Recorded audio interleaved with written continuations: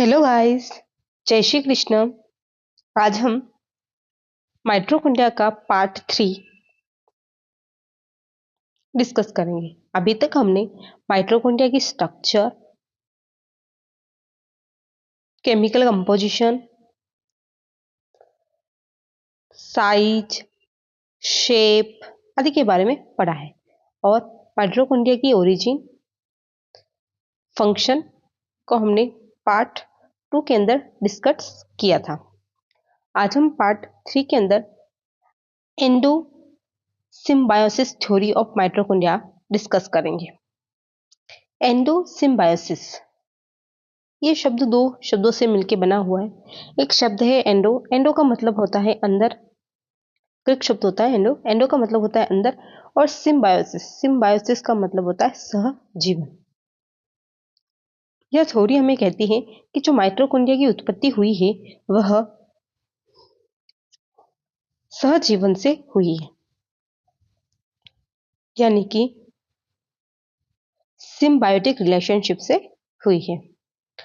कैसे माइटोकॉन्ड्रिया की उत्पत्ति सहजीवन से हुई है, चलिए देखते हैं। हमारे पास ये एक सेल है। इस सेल ये ऐसी सेल है, एक प्रोकैरियोटिक सेल है और इसके अंदर कोई भी माइटोकॉन्ड्रिया नहीं है।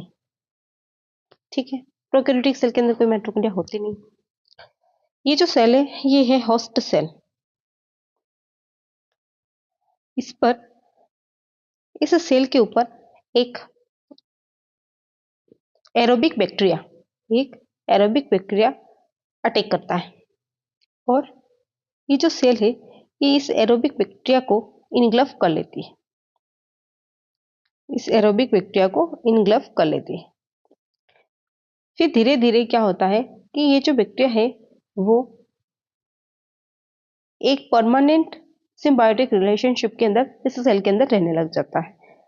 सेल से इसको, बैक्टीरिया को फूड मिल जाता है, खाना मिल जाता है और रहने के लिए स्थान मिल जाता है। और जो बैक्टीरिया होता है वो रेस्पिरेशन कर लेता है और एटीपी का प्रोडक्शन कर लेता है सेल के लिए। इस तरह से दोनों में क्या रिलेशन स्थापित हो जाता है, सिम्बायोटिक रिलेशन स्थापित हो जाता है। फिर क्या होता है, जैसे कि ये बैक्टीरिया है, अब इसके अंदर है तो धीरे धीरे इसके अंदर कन्फर्मेंटल चेंजेस आते हैं। इसके अंदर कुछ परिवर्तन होते हैं और वो माइटोकॉन्ड्रिया के अंदर परिवर्तित हो जाता है।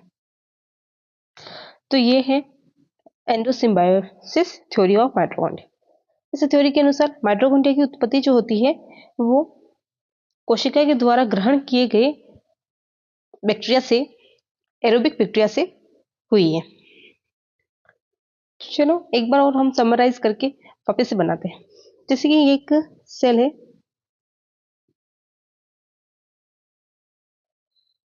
और ये यहाँ पर एक एरोबिक बैक्टीरिया है। ये पैरासाइट के रूप में है और ये होस्ट के रूप में देखने को मिलती है। सेल जो है वो होस्ट के रूप में है।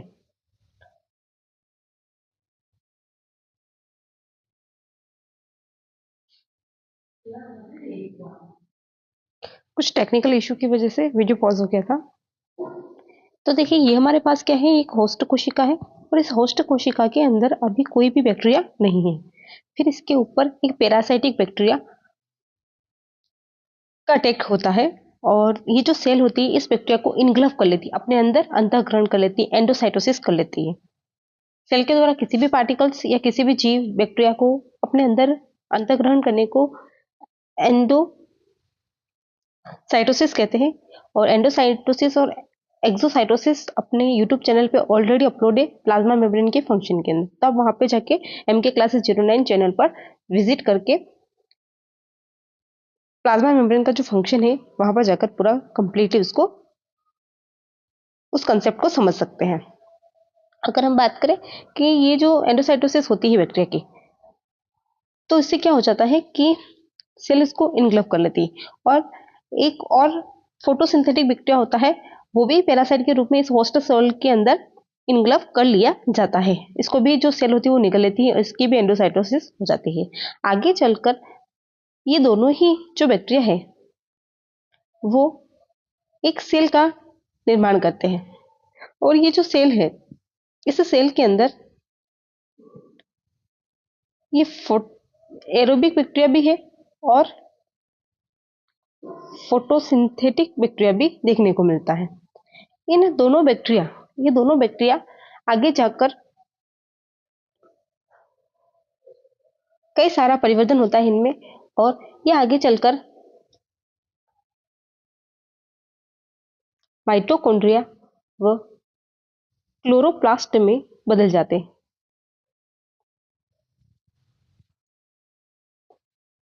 प्लास्ट के अंदर बदल जाते हैं। इसे ही हम एंडोसिम्बायोसिस थ्योरी कहते हैं। एंडोसिम्बायोसिस थ्योरी के अंदर एक तो एरोबिक बैक्टीरिया को इनग्लव किया जाता है और एक फोटोसिंथेटिक बैक्टीरिया को इनग्लव किया जाता है। फोटोसिंथेटिक बैक्टीरिया आगे जाकर क्लोरोप्लास्ट बना लेता है और एरोबिक जो बैक्टीरिया होता है वो सेल के अंदर सिम्बायोटिक रिलेशनशिप के द्वारा माइटोकॉन्ड्रिया बना लेते हैं। दोनों ही सिम्बायोटिक रिलेशनशिप दर्शाते हैं, इसलिए माइटोकॉन्ड्रिया और क्लोरोप्लास्ट एक दूसरे के सिम्बायोट्स होते हैं। चलिए अब नोट्स में पढ़ लेते हैं कि ये थ्योरी क्या कहती है। अगर हम सिंपल सी बात करें कि एंडोसिम्बायोसिस थ्योरी ऑफ माइटोकॉन्ड्रिया, कि माइटोकॉन्ड्रिया के अंदर जो एंडोसिम्बायोसिस थ्योरी है वो क्या है। एंडोसिम्बायोसिस एक थ्योरी है। ये क्या है? एक थ्योरी है। ये एक थ्योरी है। एंडोसिम्बायोसिस एक थ्योरी है जिसमें माइटोकॉन्ड्रिया की उत्पत्ति के बारे में बताया गया है। इसके अंदर क्या बताया गया कि माइटोकॉन्ड्रिया किस तरह से उत्पन्न हुआ है उसके बारे में बताया गया। इससे पहले अपने नेक्स्ट क्लास में देखा था माइटोकॉन्ड्रिया की उत्पत्ति 3 तरीकों से हो सकती है। एक तो होता है सेल मेम्ब्रेन के द्वारा और दूसरी होती है प्री एग्जिस्टिंग माइटोकॉन्ड्रिया के द्वारा और डी नोवो पाथवे के द्वारा। इन तीनों के द्वारा माइटोकॉन्ड्रिया की उत्पत्ति हो सकती है। सेल मेम्ब्रेन के अंतर्वलन और एंडोप्लाज्मिक रेटिकुलम के अंतर्वलन से माइटोकॉन्ड्रिया बन जाते हैं और पहले से मौजूद जो माइटोकॉन्ड्रिया होते हैं उनके अंदर विभाजन होने से नए माइटोकॉन्ड्रिया बन जाते हैं और फैटी एसिड प्लस ग्लिसरॉल और fatty acid plus acetyl co enzyme मिलकर लिपिड का संश्लेषण कर लेते हैं और इस तरह से डी नोवो पाथवे के अंदर भी माइटोकॉन्ड्रिया का फॉर्मेशन देखने को मिलता है। अगर हम बात करते हैं कि एंडोसिम्बायोसिस थ्योरी जो है ये हमें क्या बताती है, तो इस थ्योरी में बताया गया है कि माइटोकॉन्ड्रिया की उत्पत्ति प्रोकैरियोटिक बैक्टीरिया से हुई है। जो हमारा एरोबिक बैक्टीरिया जो था वो कौन सा था? प्रोकैरियोटिक बैक्टीरिया है। प्रोकैरियोटिक बैक्टीरिया को एंस्ट्रल होस्ट सेल जैसे कि एक बड़ी आर्कियोन के द्वारा निगल लिया गया था।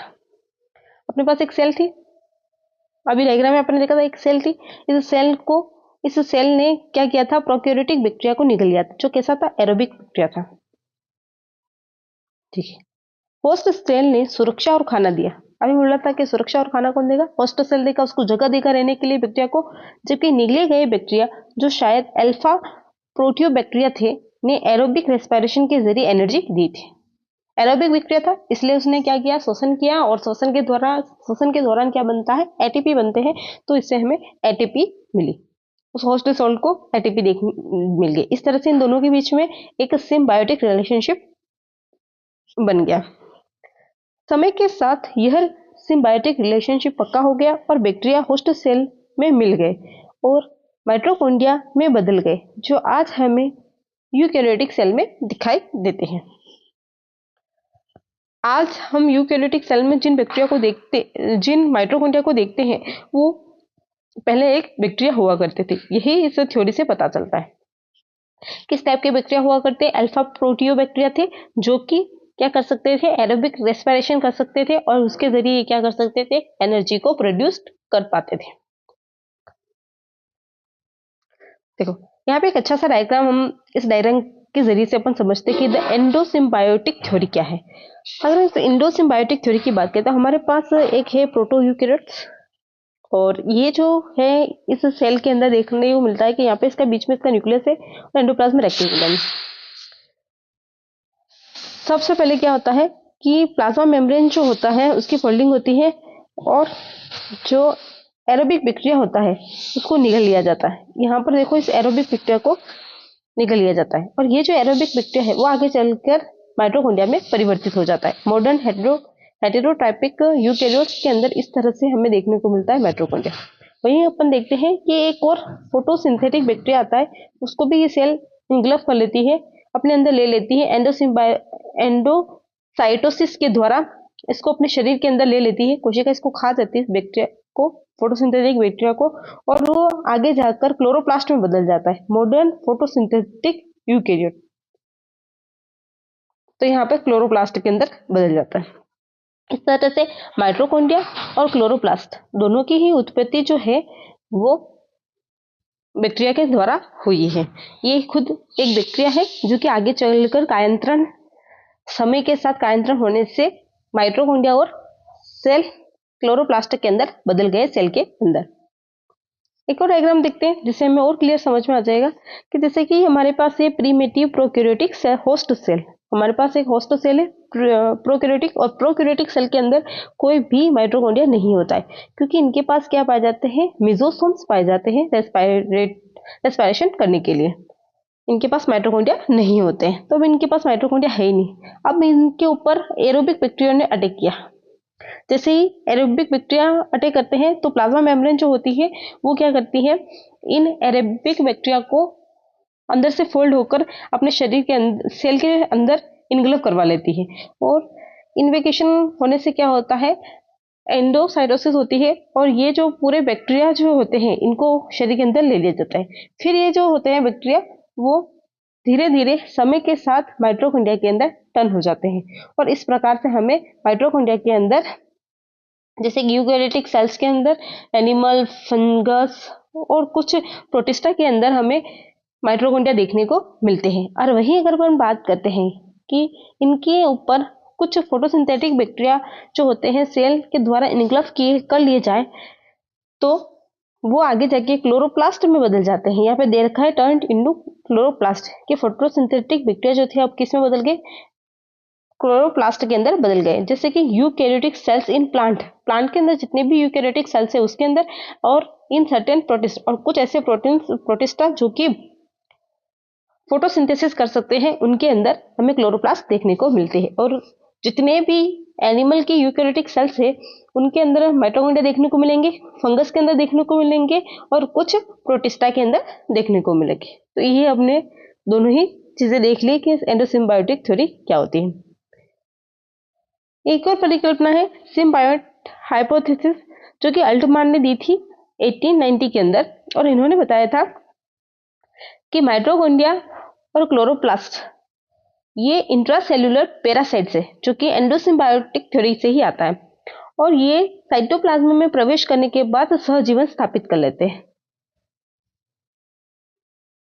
फिर भी इनके अंदर क्या पाई जाती है, कुछ हद तक इनके अंदर स्वायत्तता पाई जाती है, सेमी ऑटोनोमस ऑर्गेनेल्स कहलाते हैं, क्योंकि इनके पास खुद का तो डीएनए होता है और ये अपने प्रोटीनों का संश्लेषण, अपने प्रोटीन्स का संश्लेषण भी खुद कर लेते हैं। इसलिए चलिए नोट्स में पढ़ते हैं कि अल्टमान ने बताया कि माइटोकॉन्ड्रिया एवं क्लोरोप्लास्ट एक प्रकार के इंट्रासेल्युलर पैरासाइट हैं, जिन्होंने साइटोप्लाज्म में प्रवेश करने के पश्चात सहजीवी संबंध को स्थापित कर लिया है। यद्यपि इनमें कुछ हद तक स्वायत्तता पाई जाती है, क्योंकि इनमें स्वयं का डीएनए एवं प्रोटीन संश्लेषण तंत्र उपस्थित होता है। अभी हमने एंडोसिम्बायोटिक थ्योरी पढ़ी थी, जिसके अकॉर्डिंग क्या है कि जो माइटोकॉन्ड्रिया है वो किससे उत्पन्न हुआ है, बैक्टीरिया से उत्पन्न हुआ है। इसका मतलब माइटोकॉन्ड्रिया और बैक्टीरिया में कुछ समानताएं देखने को मिलेगी। ये एक दूसरे का सिम्बायोटिक रिलेशनशिप, एक दूसरे के समानुरूप है, और सिम्बायोटिक रिलेशनशिप से माइटोकॉन्ड्रिया की उत्पत्ति हुई है बैक्टीरिया के।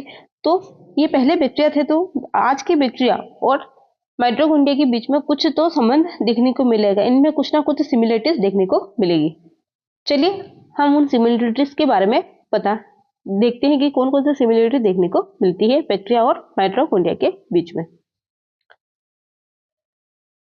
तो बात करें कि माइटोकॉन्ड्रिया एवं बैक्टीरिया के मध्य समजातता पाई जाती है। एक ही जात के बैक्टीरिया से ही क्या बने हैं, माइटोकॉन्ड्रिया बने हैं, तो इनके बीच में कुछ ना कुछ तो समझौता पाई जाती है। अगर हम बात करें कि बैक्टीरिया जो है उनके पास क्या पाया जाता है, श्वसन के लिए लिजोसोम्स पाए जाते हैं, तो माइटोकॉन्ड्रिया के पास क्या पाया जाता है, क्रिस्टी पाई जाती है। दोनों का ही काम क्या है, श्वसन करवाना और एटीपी का प्रोडक्शन करवाना।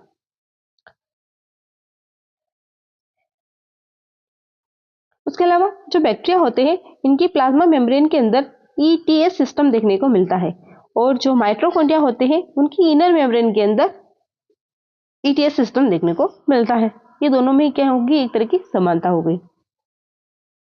और बात करें तो जो माइटोकॉन्ड्रिया है एक सेल ऑर्गेनेलिस है, और बैक्टीरिया है ये भी एक सेल, इन दोनों के अंदर डीएनए पाया जाता है।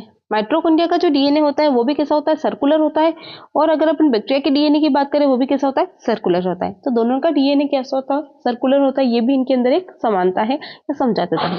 फिर हम बात करते हैं, फिर अगर हम बात करते हैं कि जो बैक्टीरिया है बैक्टीरिया के अंदर 70S प्रकार के राइबोसोम देखने को मिलते हैं, और माइटोकॉन्ड्रिया क्योंकि एक सेल ऑर्गेनेलिस है और सारे सेल ऑर्गेनेलिस के अंदर 70S राइबोसोम देखने को मिलते हैं, तो बैक्टीरिया, माइटोकॉन्ड्रिया और बैक्टीरिया के अंदर सेम राइबोसोम देखने को मिलते हैं 70S प्रकार के, तो ये भी इनकी समानता हो गई, सिमिलरिटी हो गई।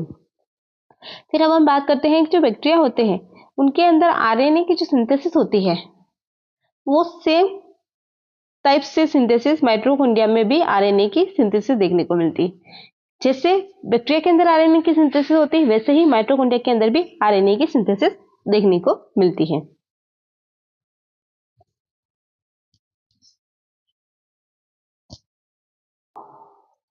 बैक्टीरिया और माइटोकॉन्ड्रिया दोनों ही क्लोरोमफेनिकोल के द्वारा इनहिबिट किए जा सकते हैं। बैक्टीरिया को भी क्लोरोमफेनिकोल के द्वारा इनहिबिट किया जा सकता है और माइटोकॉन्ड्रिया को भी इनहिबिट किया जा सकता है। और बात करें कि माइटोकॉन्ड्रिया जो होती है इसकी जो मेम्ब्रेन होती है वो एंडोप्लाज्म रेटिकुलम से समानता रखती है, आउटर मेम्ब्रेन, और जो इनर मेम्ब्रेन होती है वो मैट्रिक्स और क्रिस्टल से समानता रखती है। तो यही वास्तविक सिम्बायोट्स देखने को मिलते हैं। चलिए हम नोट्स के अंदर स्टडी कर लेते हैं कि क्या क्या इनके अंदर समानता देखने को मिलती है। माइटोकॉन्ड्रिया एवं बैक्टीरिया के मध्य निम्न समझौता पाई जाती है। पहला, बैक्टीरिया में मेसोसोम नामक संरचना झिल्ली में उपस्थित होती है। कहाँ होती है, प्लाज्मा मेम्ब्रेन के अंदर उपस्थित होती है। तो मेसोसोम क्या होते हैं, मेसोसोम जो होते हैं प्लाज्मा झिल्ली के अंतर्वलन होते हैं जो कि श्वसन में मदद करते हैं,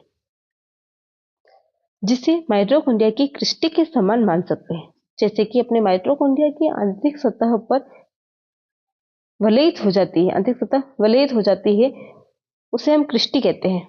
इन वलयों को हम क्या कहते हैं, क्रिस्टिन कहते हैं, या इन उभारों को हम क्रिस्टी कहते हैं, और ये दोनों ही एक समान हो सकते हैं।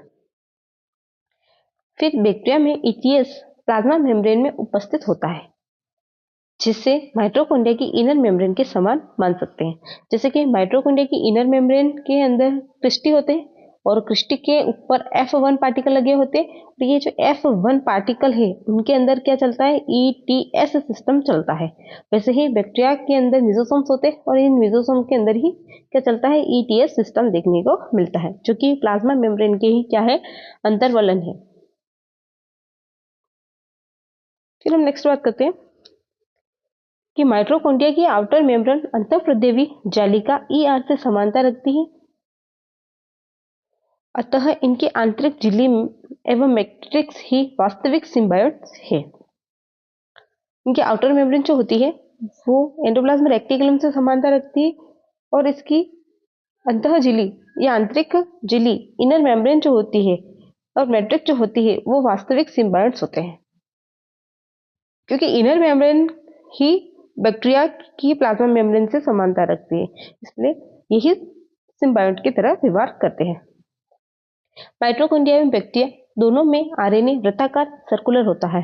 अभी थोड़ी देर पहले बात की थी कि माइटोकॉन्ड्रिया और बैक्टीरिया के अंदर जो डीएनए होगा वो कैसा होगा, सर्कुलर होगा। फिर माइटोकॉन्ड्रिया में उपस्थित राइबोसोम बैक्टीरियल राइबोसोम के समान होते हैं। किससे समान होता है कि माइटोकॉन्ड्रिया का जो राइबोसोम होता है वो भी 70S होता है और बैक्टीरिया का जो राइबोसोम होता है वो भी 70S होता है, इसलिए ये दोनों समान होते हैं। बैक्टीरिया में माइटोकॉन्ड्रिया में होने वाले प्रोटीनों का संश्लेषण क्लोरोमफेनिकोल द्वारा अवमंदित इनहिबिट हो जाता है।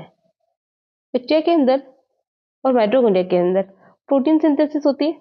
ये जो प्रोटीन सिंथेसिस होती है इसको इनहिबिट किया जा सकता है क्लोरोमफेनिकोल नामक रसायन के द्वारा।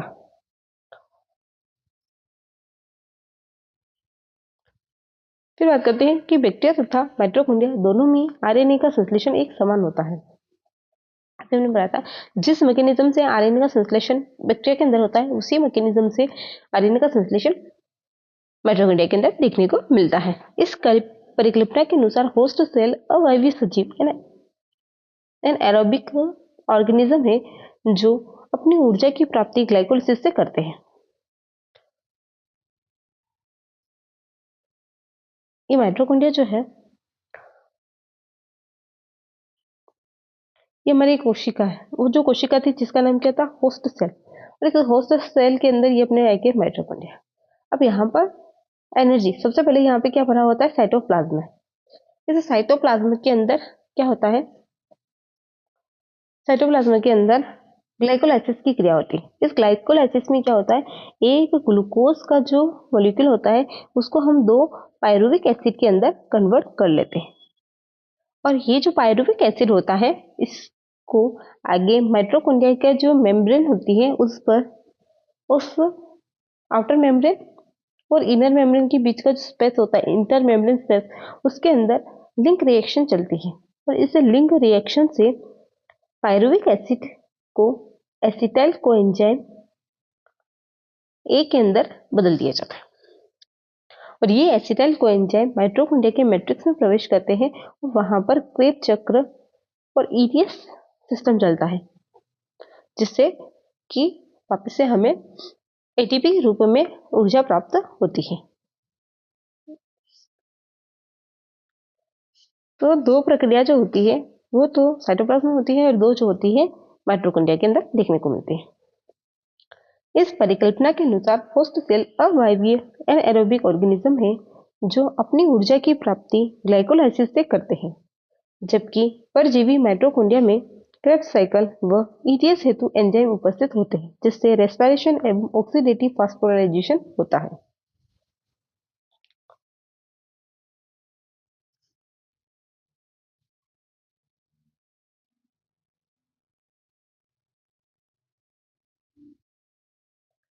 थैंक यू फॉर वॉचिंग ये वीडियो।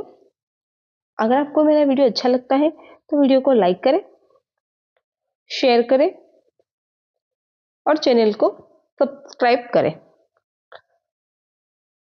और कमेंट्स करें। आपके कमेंट से मुझे मोटिवेशन मिलता है। मिलते हैं इसी नेक्स्ट वीडियो में, तब तक के लिए बाय।